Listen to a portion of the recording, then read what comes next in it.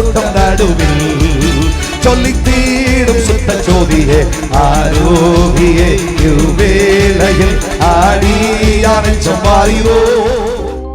கர்த்தர் சொல்றார், அற்புதங்கள் இன்றும் நடக்கிறது மகனே மகளே. ஆனால் உன்னிலே இந்த அற்புதங்களை நீ காணக்கூடாததற்கு பல காரணங்கள் இருக்கிறது. ஹல்லேலூயா. ஒன்றொன்றாக பரிசுத்த ஆவியானவர் சொல்லட்டுமா? நியாயாதிபதிகளின் புஸ்தகம் 6ஆம் அதிகாரத்தை எடுத்துக்கொள்ளுங்கள். 1வது வசனத்தை சத்தமிட்டு வாசியுங்கள். வேதம் என்ன சொல்லுகிறது? பின்னும் இஸ்ரவேல் புத்திரர் கர்த்தரின் பார்வைக்கு கர்த்தரின் பார்வைக்கு பொல்லாப்பானதை செய்தார்கள். ஆகவே அன்று கர்த்தராகிய தேவன் எகிப்திலிருந்து தமது பரிசுத்தவான்களை நடத்தி கொண்டு வந்தார், உண்மை. அற்புதங்களை செய்தார், உண்மை. கர்த்தராகிய தேவன் அதிசயங்களை செய்தார், உண்மை. ஆனால் அந்த அற்புதங்கள் இன்றைக்கும் குறைந்து போகவில்லை. என் பொல்லாப்பின் நிமித்தம், கர்த்தருடைய பார்வைக்கு முன்பாக நான் செய்கிற பொல்லாப்பின் நிமித்தம் அற்புதங்களை பார்க்க முடியவில்லை. ஹல்லேலூயா. பொல்லாத வழியில, பொல்லாத மனுஷனை போல, பொல்லாத பார்வை, பொல்லாத பேச்சு, கையை தட்டி, அதனால அற்புதங்கள் நடக்கல. ஆமென். உண்மைதானா? உண்மைதானா? கர்த்தருடைய பார்வைக்கு பொல்லாப்பானதை செய்கிறாய்.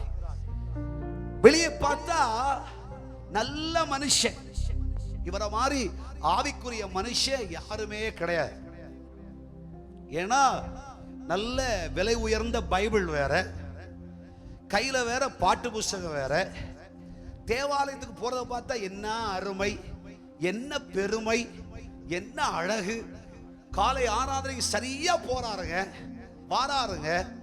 ஆனா இருதயத்தில் இருக்கிற சரக்கு பாருங்க. ஹல்லேலூயா சொல்லுங்க.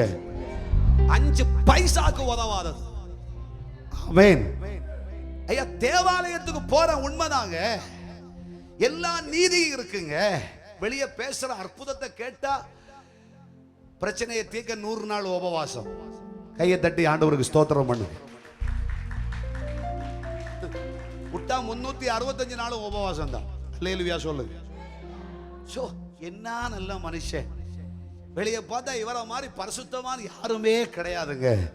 ஆனா கர்த்தருடைய பார்வைக்கு, மனுஷனுடைய பார்வைக்கு நலமானது போல் உன் வாழ்விலே அலங்கரித்துக் கொள்ளுகிறாயே, தெய்வீக மனிதன் என்று சொல்லிக் கொள்ளுகிறாயே, கர்த்தராகிய தெய்வம் என்னோடு இருக்கிறார் என்று பேசுகிறாயே, கர்த்தருக்கும் எனக்கும் அதிக தூரம் இல்லை என்று பேசுகிறாயே, கர்த்தரும் நானும் சிநேகிதர்கள் என்று பேசுகிறாயே, கர்த்தராகிய தேவனை பார்க்கும் பொழுது நீ பொல்லாதவைகளை செய்து கொண்டிருக்கிறாய். பரிசுத்த கூட்டம் நடுவில் சொல்லி தீடும் சுத்த ஜோதியே ஆரோகியே இவ்வேளையில் ஆடியானை சம்பாரியோ.